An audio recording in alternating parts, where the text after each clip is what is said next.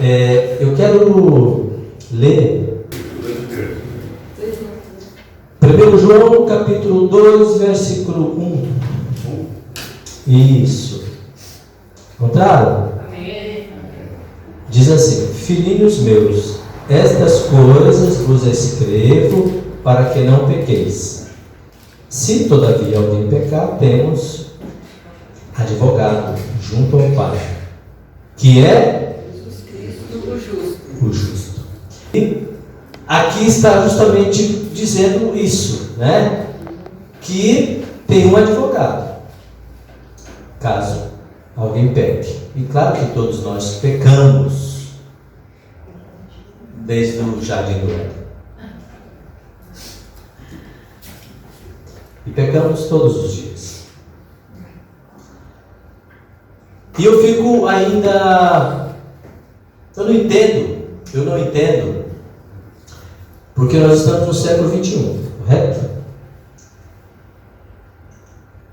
E a teologia avançou tanto, o conhecimento bíblico avançou tanto, com tantas igrejas que nós temos por aí, evangélicas,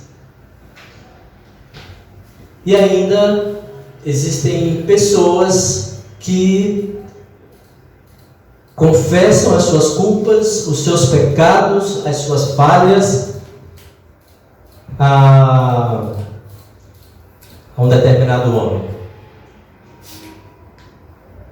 que nós chamamos de padre. Ainda existem pessoas com tanto conhecimento bíblico, elas vão se confessar, é assim que eles dizem,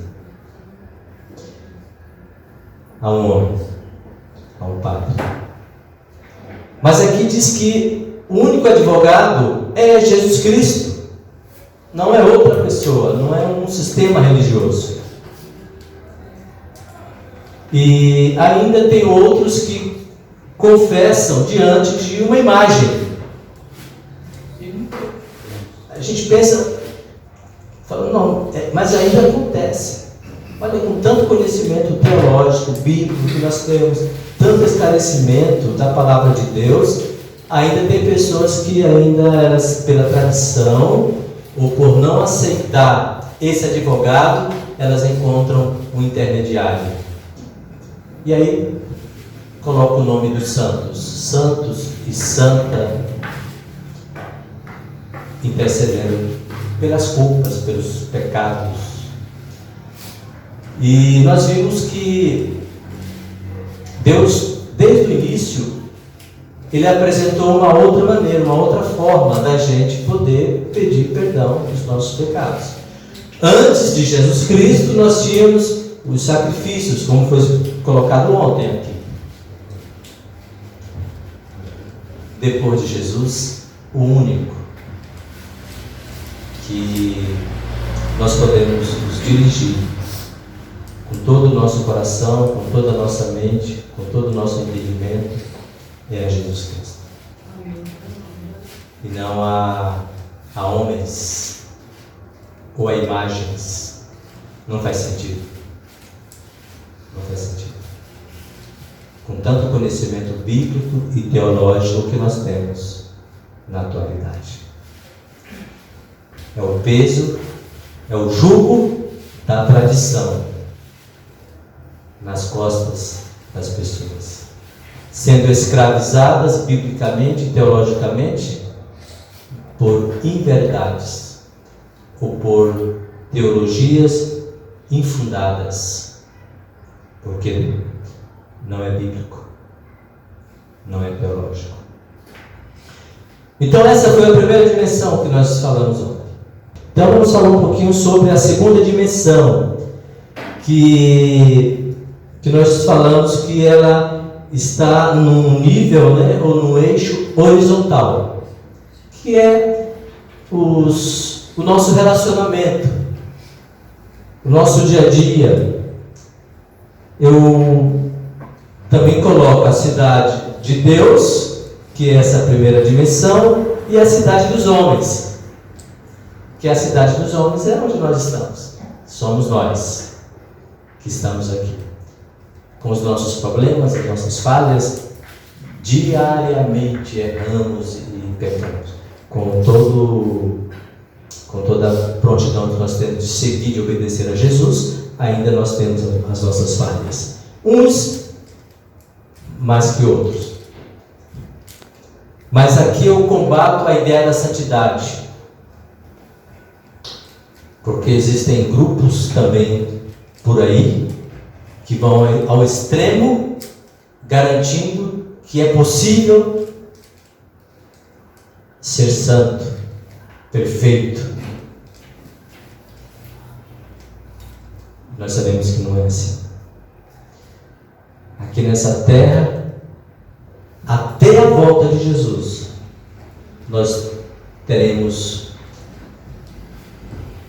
as nossas falhas, os nossos erros, as nossas culpas, os nossos pecados. E é por isso que nós temos um advogado que quando eu peco, quando eu erro, eu vou diretamente a ele. Abro o meu coração, abro a minha mente dizendo: Senhor, o Senhor é misericordioso, é perdoador. O Senhor é o único Deus capaz de aliviar, tirar esse peso, essa culpa que eu carrego na minha vida. Então vamos ver um pouquinho dessa dimensão, que é a dimensão do perdão relacionado ao ser humano. Vamos ver o que está em Provérbios 28:13.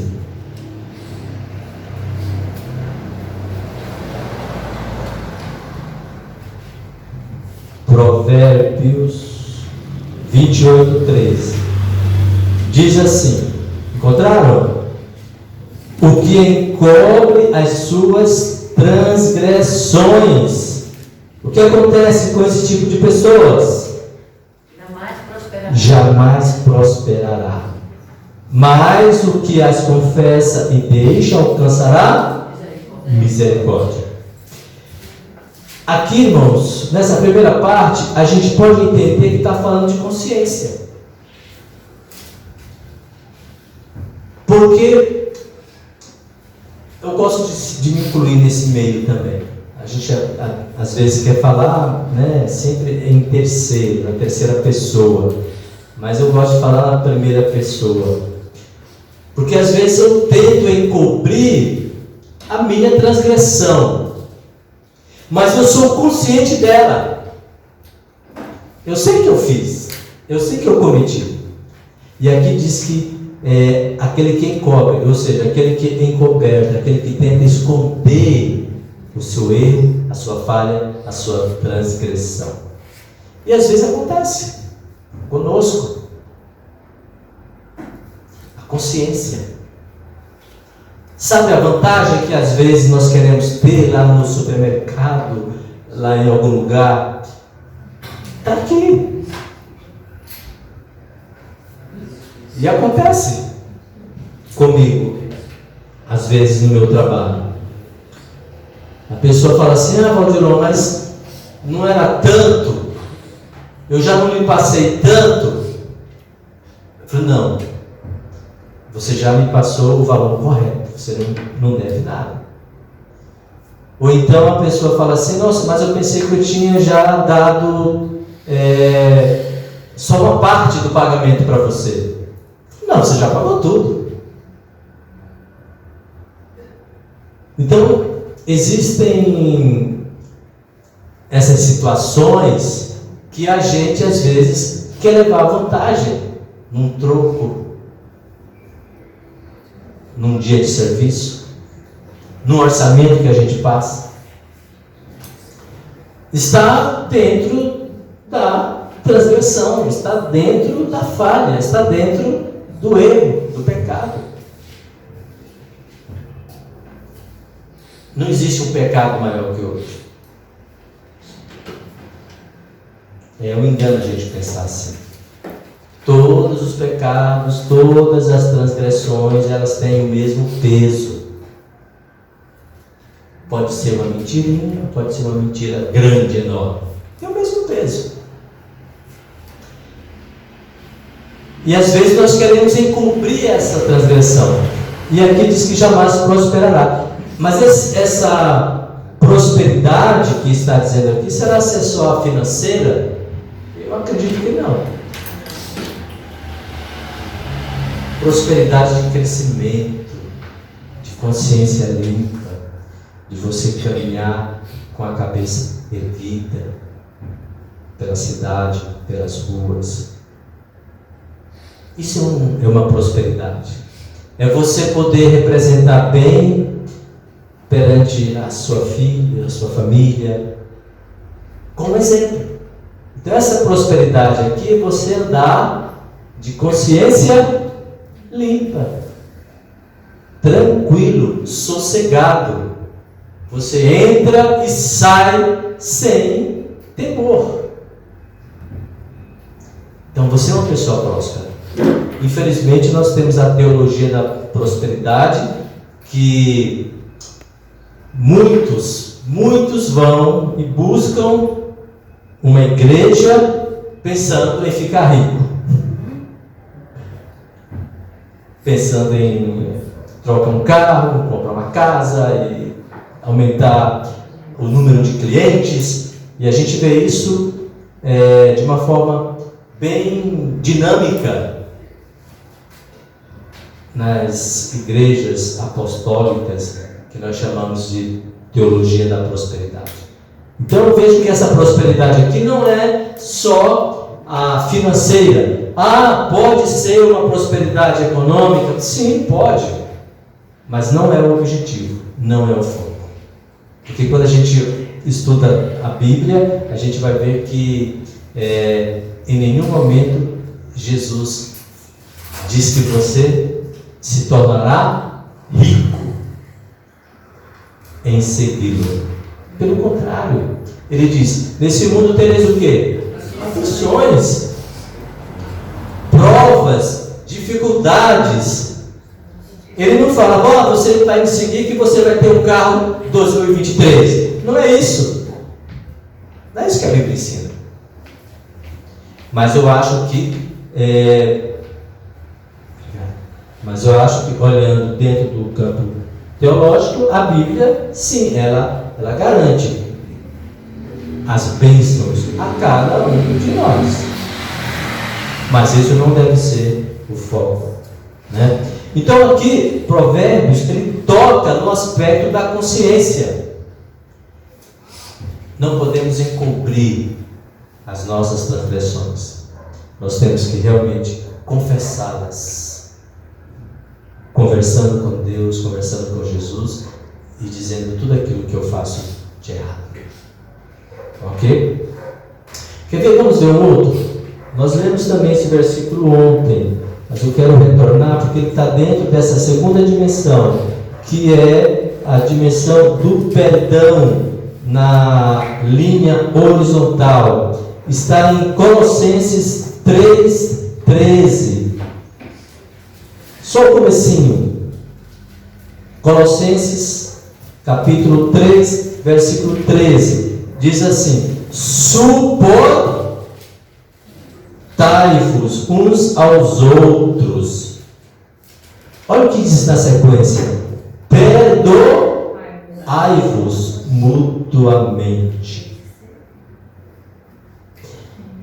Irmãos, está difícil suportar, não está? Está complicado suportar. Nós não suportamos mais. Antes do perdão, é interessante aqui como o apóstolo Paulo ele coloca, né? Porque assim, ele antes do perdão, ele coloca esse outro comportamento, ou essa outra atitude, que é de suportar. Então, primeiro nós temos que suportar uns aos outros. Suportar os filhos, suportar o marido, suportar a esposa, suportar o irmão da igreja, suportar o vizinho. o genro, a sogra. Temos que suportar, não tem outro. Sabe por quê, irmãos? Não tem família perfeita. Não existe família perfeita. Tanto família carnal quanto família espiritual. Quando eu era criança, eu ouvi uma história, vocês também já ouviram, daquela vizinha que mudou para um bairro e tal. E essa outra vizinha que já morava naquela rua, não gostou e não gostava dessa vizinha que chegou. E essa outra vizinha, ela era cristã, essa que chegou era cristã, e ela fazia sempre pãozinho, né? Pão caseiro. E ela sempre, na sexta-feira, ela levava um pão de presente. Na outra semana, outro pão. E essa vizinha era só falatório. E falava contra, e brigava, e xingava, e a outra irmã quietinha. Na sexta-feira, um pão. Aí, certo dia, ela perguntou assim, mas por que você, toda sexta-feira, traz um pão? Aí eu fico imaginando, sexta-feira, 4 horas da tarde, aquele cheirinho de pão, vai longe, né? A outra vizinha, já vai ver o meu pão, já vou receber o meu pão. E ela perguntou isso, mas por que na sexta-feira você sempre me traz um pão? Eu nunca fui com sua cara. Ela foi franca, eu nunca fui com a sua cara, nunca gostei de você. E a gente sabe que quando 2 vizinhas não se dão, eita, o negócio é bravo, né? E homem também, né? Então, assim, existem vizinhos que não suportam. Mas também, dentro hoje nas famílias, muitos não estão suportando os outros, né? O marido, a mulher, por nada brigam, matam, partem para a agressividade, e a gente vê isso constantemente na televisão. Então, assim, olha como a Bíblia é um livro tão completo, né? Imagine quando isso aqui foi escrito pelo apóstolo Paulo. E serve para hoje, para os nossos dias, né? Está nos orientando. Suportai-vos. Com paciência, com amor, com dedicação, com atenção, né? Muito bem. Sabe que quando nós somos magoados, feridos, sempre fica uma cicatriz, né? Vamos fazer uma comparação assim, a ferida, nós temos uma ferida. Essa ferida você vai cuidar dela, você vai tratar. E algumas dessas feridas, elas ficam a cicatriz, né? Fica a cicatriz. Tem uma enfermeira, né? Enfermeira, né? Trabalha no hospital. Então a senhora deve ver isso constantemente. Tem cortes, tem machucados, tem feridas que você cuidou, tratou, medicamentos. Então você cuidou com toda a asepsia, curou, mas em algumas feridas, fica a cicatriz. E aquilo você leva para o resto da vida.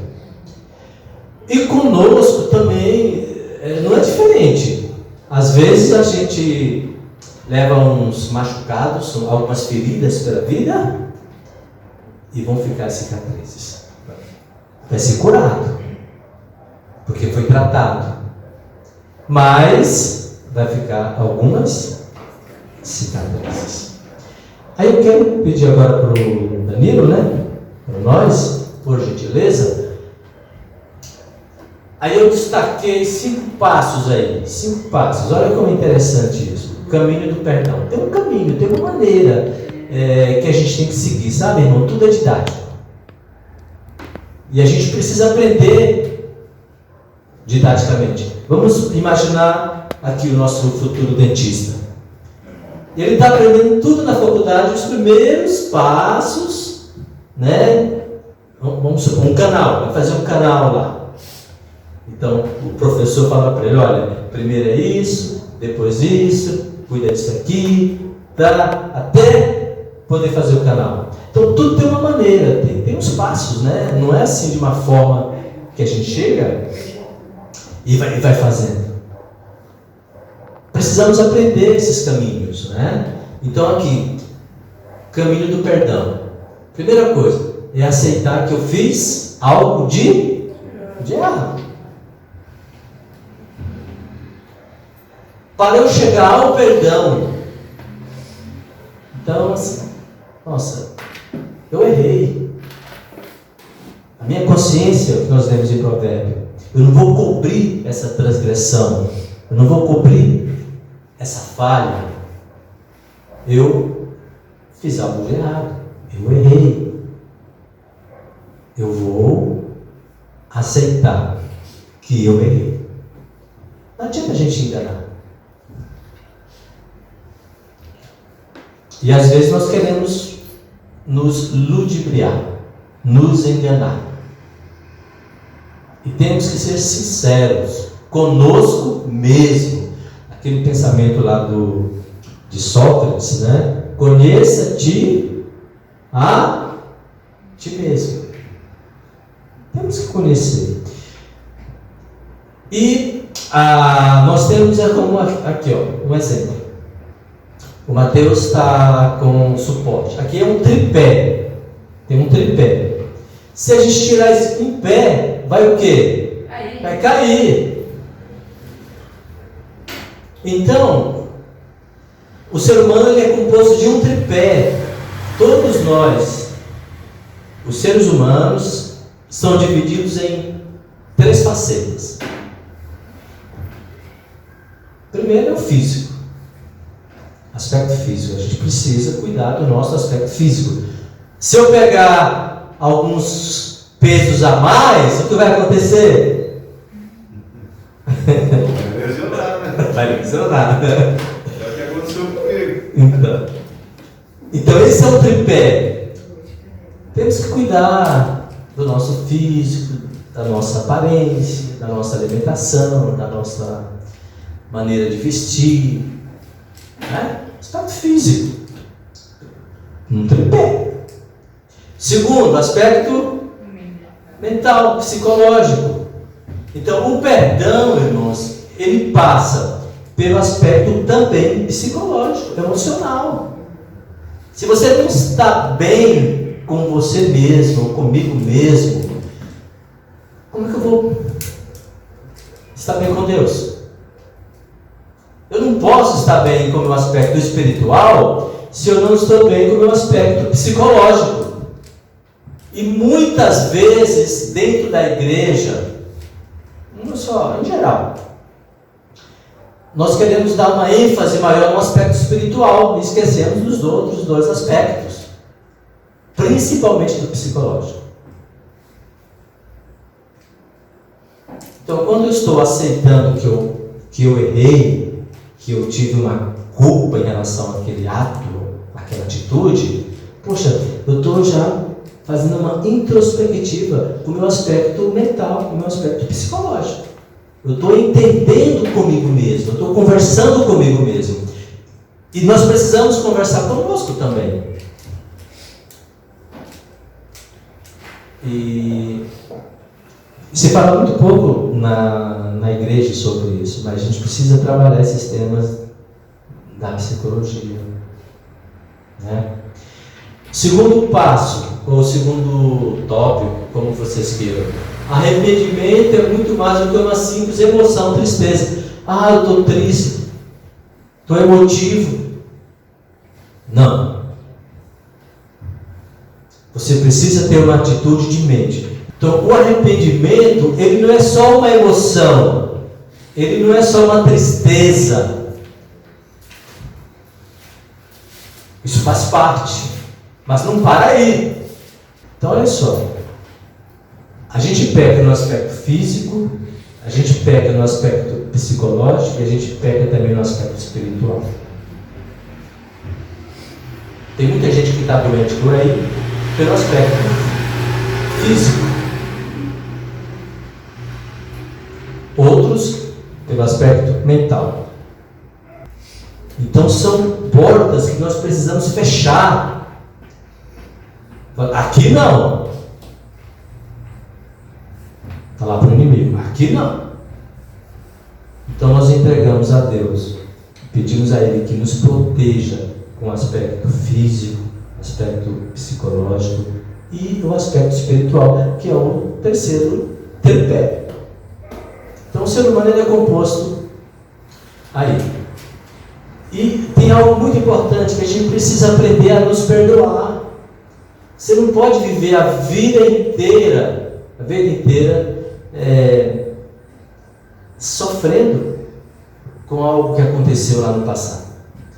Deus não nos fez para viver no passado. Deus nos fez para viver no presente, no aqui e agora.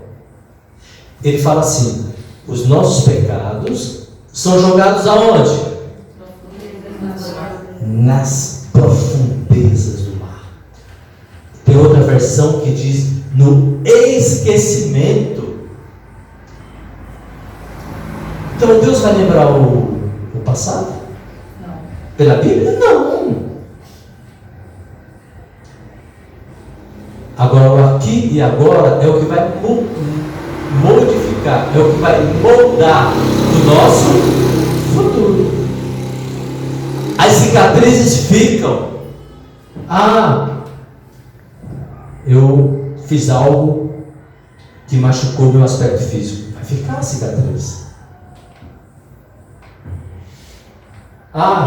Eu fiz algo que afetou o meu lado psicológico. Você vai também ter cicatriz. Mas é passado. Então nós precisamos renovar a nossa vida. E o perdão, ou o arrependimento, é uma maneira de renovar a nossa vida. Nós damos uma nova chance a mim mesmo. Porque é o terceiro item. Eu perdoo a mim mesmo. E o quarto, dizer o que realmente aconteceu, sabe? Não é você ficar levantando justificativa. Toda vez, preste bem atenção, a gente que trabalha bastante assim em igreja, a gente vê muito, não, mas ela falou isso, não, ele disse isso. Enquanto a gente estiver levantando justificativas, a gente não chega ao perdão.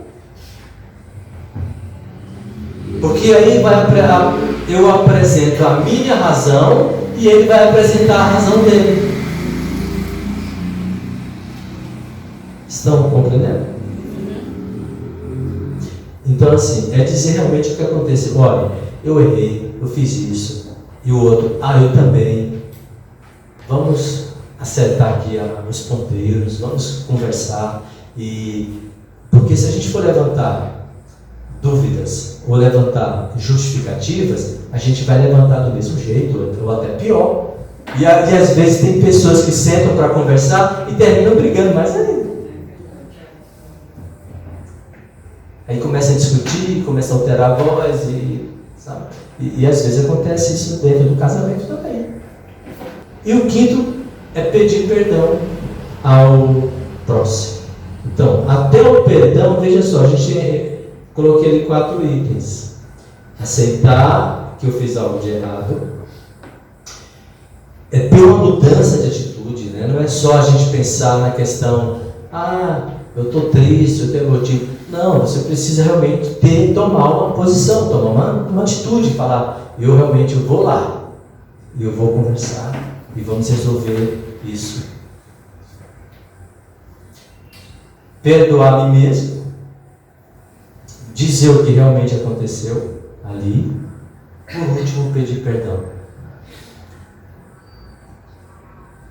A vítima, o ocupado, às vezes tem os dois lados, né? Tá? Marcos capítulo 10, versículo 17 ao versículo 25. O título é O Jovem Rico.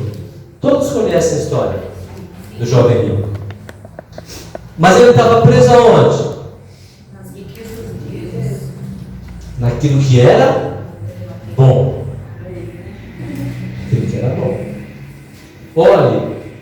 Não.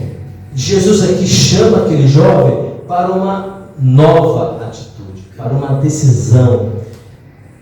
Olhar para frente, mudar de vida, mudar de atitude. Mas ele estava preso ao que ele já tinha, ao que ele era. Isso é passado. Bem, para Deus não importa o que você tem, o que você era. O que importa é o que você é. E é o que você será. Isso que importa. Então esse jovem rico, ele estava preso ao passado. Era muito bom. O passado dele era maravilhoso. Tinha tudo. Não faltava nada. Estava o que nós falamos? Acomodado com a sua vida. E Deus estava oferecendo algo muito melhor. E o que ele fez? Rejeitou a mudança de vida. Um pouquinho à frente. 16, 9.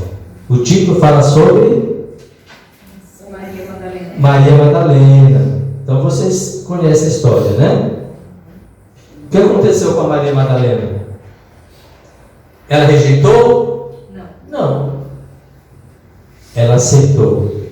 Ela correu para o abraço, que a gente fala, né?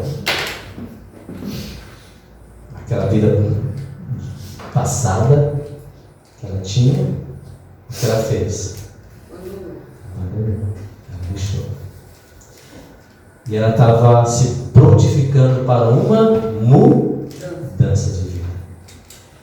Então, meus irmãos, para a gente concluir, o que Deus quer de mim, o que Deus quer de cada um de nós, que estejamos prontos para a mudança. Maria Madalena, ela aceitou, deixou tudo aquilo para trás e buscou uma nova vida. Quando peço perdão a Deus, é porque estou admitindo que algo fiz de errado. Quando peço perdão a Deus, é porque estou admitindo que algo fiz de errado. E aí eu preciso acreditar que Ele me perdoou. Porque assim, se eu peço perdão, eu tenho que confiar e acreditar que Ele me perdoou, ou que Ele me perdoa. Senão nós não teremos uma nova vida. E o que Deus mais deseja é que nós tenhamos essa nova vida. É que nós abandonemos o pecado. Porque Deus tem algo muito melhor, muito maior, grandioso para a minha vida e para a sua vida.